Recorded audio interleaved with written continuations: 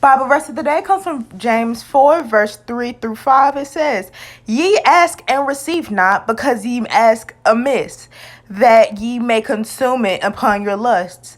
Ye adulterers and adulteresses, know ye not that the friendship of the world is enmity with God?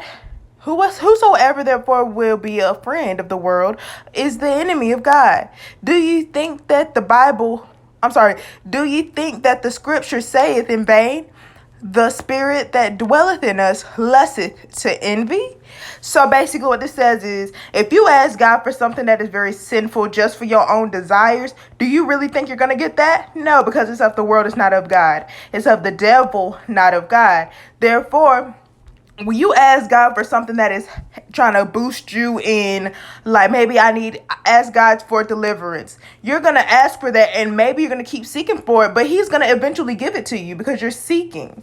But if you're asking God for something that is sinful that you already know in the Bible, it says, as it says in the scripture, so that's the Bible. So if you're asking for something sinful, don't expect God to give it to you, because he's not condoning of it in the first place. So why do you think he's going to, if you ask, why do you think he's going to condone of it then? He's not. So the lesson here today is to say, if you are a person who sins, if you think that God's going to be giving you something to help you sin so that you cannot make it to heaven, you must be crazy. Because you know good to well, God is not going to give you something just to see his own kids fall. He's trying to boost you, not make you fall. That's the trick of the enemy, because that's what the devil does. And you know what? Speaking of the devil, did you know that if he does grant you something and you sit here thinking, oh, that was the love of God giving me this. No, it won't. It was the love of the devil. He wants to see you fall. And it's up to you if you want to allow yourself to fall.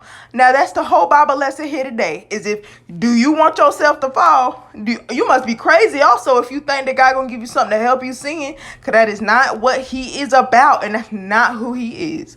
And that's the lesson.